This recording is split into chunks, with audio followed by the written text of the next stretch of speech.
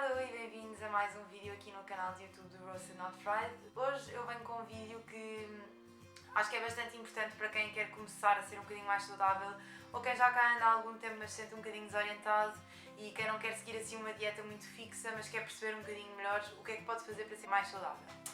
E pronto, decidi então hoje trazer-vos um vídeo a tentar explicar-vos um bocadinho como é que se lê um rótulo alimentar. Diria cá assim uma ordem muito simples para vos ajudar a perceber o que é que estão a comprar e se é uma escolha saudável ou não. A primeira coisa a fazer é, sem dúvida, olhar para os ingredientes daquilo que estão a comprar. Mais do que olhar para calorias e para proteínas, hidratos de carbono, etc., é importante olhar para os ingredientes. Por lei, cá em Portugal e eu acho que em quase todos os países, os ingredientes aparecem por ordem decrescente da quantidade presente no produto. E, portanto, o primeiro ingrediente que vos aparece na lista será aquele em maior quantidade. Isto é importante porquê? Porque se vocês estão a comprar uma barrinha de cereais de aveia, em que o primeiro ingrediente que aparece lá é açúcar, é de pensar duas vezes, porque significa que há mais açúcar do que aveia naquela barrita. Por exemplo, eu tenho aqui um exemplo de umas barritas que são sem glúten, que até parecem saudáveis, e são as barritas de cereais, supostamente, como as pitas de chocolate. E vamos ver os ingredientes e o primeiro ingrediente é xarope de glucose. Isto não é bom. Podem ser barritas, uma pessoa rapidamente associar uma coisa saudável, ainda por cima não tem glúten, mas à partida com esta lista de ingredientes gigante e em que o primeiro ingrediente nem são os cereais, não é uma coisa que nós queiramos. E portanto é para passar à frente e procurar outras. A minha outra dica é que reconheçam os ingredientes que estão a comprar. Se comprarem alguma coisa em que estão presentes ingredientes que nem conseguem dizer em voz alta ou nunca ouviram falar, provavelmente não é assim tão saudável.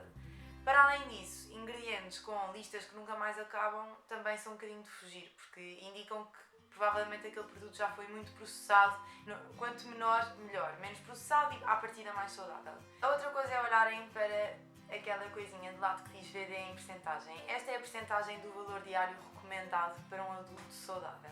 Ou seja, este valor é baseado numa dieta de 2000 quilocalorias, que não é obviamente o caso de toda a gente, não é nem o meu caso e provavelmente dificilmente será o vosso.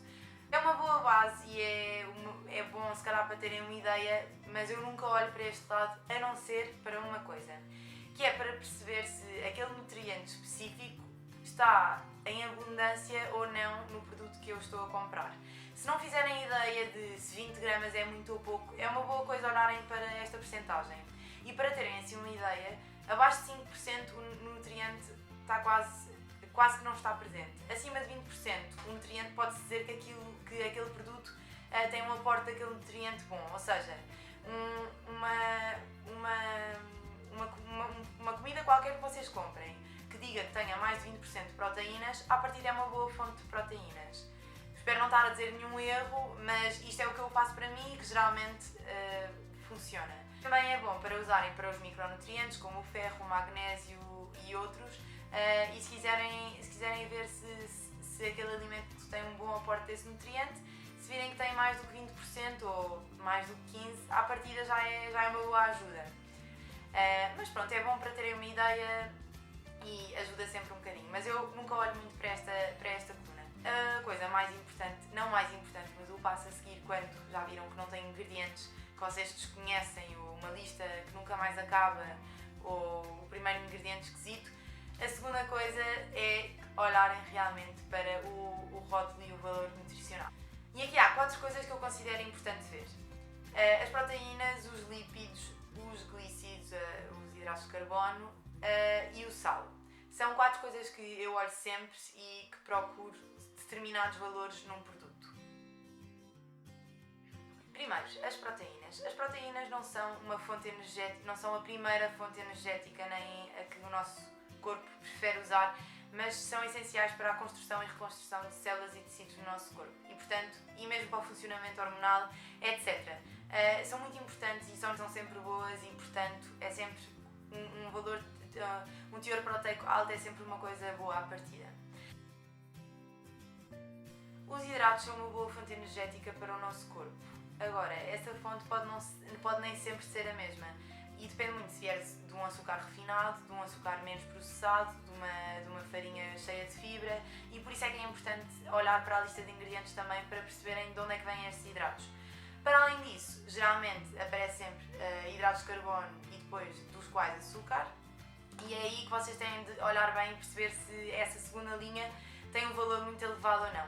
Pronto, eu vou mostrar aqui, por exemplo, um exemplo que é a aveia e uns cereais em que a quantidade de hidratos é até parecida, mas a fonte desses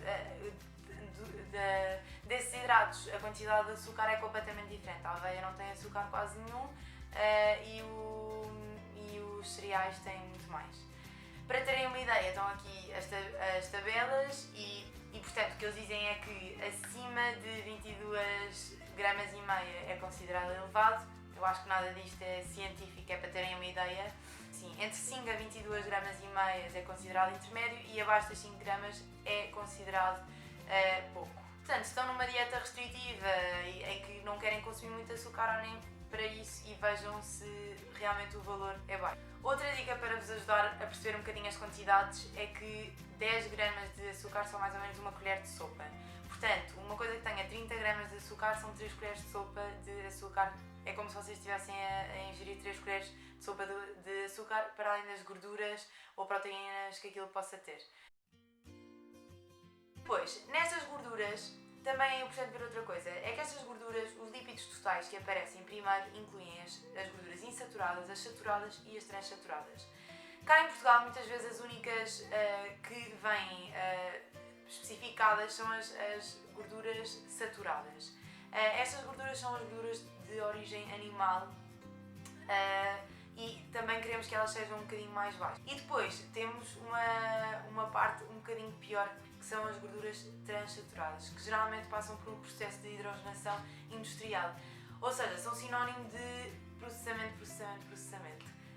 Se virem um alimento com um valor alto, mais do que 2 gramas, mais do que 1 grama, se virem um alimento com gorduras saturadas, geralmente fujam porque nunca vai ser muito saudável.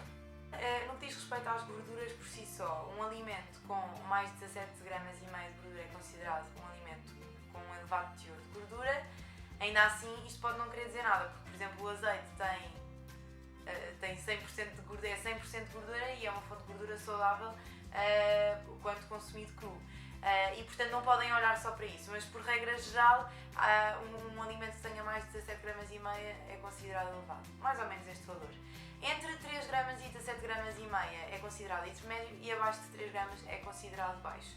Portanto, se estão à procura de algo que seja baixo em teor de gordura e em aporte de lípidos, procurem algo que tenha abaixo de 3 gramas. Ainda assim, não se esqueçam que muitas vezes os light e os magros tiram gordura, mas põem lá outras coisas, por isso é que é sempre importante, antes de tudo, ter olhado para os ingredientes. E, por fim, o sal. O sal muita gente deixa de lado quando olha para estes rótulos, mesmo quem já tem o hábito de olhar para as calorias, já deixa muito de lado, mas o sal é essencial. O sal é composto por cloreto e sódio. O sódio é um nutriente essencial que o nosso corpo precisa. Mas o sal que nós consumimos geralmente vem com estes dois, geralmente não, vem sempre com estes dois componentes. E portanto o sal que nós conhecemos é composto por apenas 40% de sódio e por isso temos de moderar o consumo de sal. Nos rótulos geralmente o que vem não é o valor de sódio, a quantidade de sódio, mas sim a quantidade de sal. Para a quantidade de sal, os valores recomendados e que vêm também aqui nesta tabela e que eu acho que são uma boa base, são que um produto com mais de 1,5 grama de sal é considerado um produto com um teor de sal muito elevado. Entre 0,3 e 1,5 grama é intermédio e abaixo de 0,3 gramas é considerado um teor baixo de sal. Portanto, procurem sempre adaptar à vossa dieta também a quantidade de sal ingerido e lembrem-se que não é só o sal que está naquele alimento, mas sim também aquilo que vocês adicionam quando temperam, quando cozinham e portanto é sempre bom ter isso em mente. E se puderem reduzir, reduzam ao máximo porque será sempre benéfico. Não é tirar nada por completo, tudo tem de ser em equilíbrio, mas se sabem que consumem alimentos geralmente salgados, tentem compensar e procurar um teor de sal baixo nos alimentos que compram. E por fim, uma conversa que nem muita gente gosta, e eu acho que isto é uma coisa que nem toda a gente está de acordo, mas eu pessoalmente acho importante principalmente para quem faz dietas e não está só à procura de ser saudável, mas também de perder peso, fazer algum tipo de restrição, é olhar para as calorias. Eu vou-vos dar exemplos das nozes e dos frutos secos, que geralmente têm um teor calórico por 100 gramas de à volta de 600 calorias. Apesar de serem fontes de gordura muito saudáveis e até de proteína, a verdade é que são muito calóricas e, portanto, independentemente se eu só comer isso o dia todo, se eu comer numa quantidade gigante, eu vou ultrapassar as calorias que devia consumir para perder peso. Ser saudáveis estão, mas não conseguir perder peso? Acho que não tem. A minha opinião é que não, eu pessoalmente não consigo. Se isso é possível, se calhar, eu estou a falar por experiência própria e isso para mim não resulta. E portanto, o que é que eu procuro? O que eu procuro é um equilíbrio destes fatores todos, ou seja, eu procuro uma coisa que me dê os nutrientes que eu preciso, os nutrientes que eu procuro, tanto macro como micronutrientes, que tenham os ingredientes que eu conheço e que eu reconheço.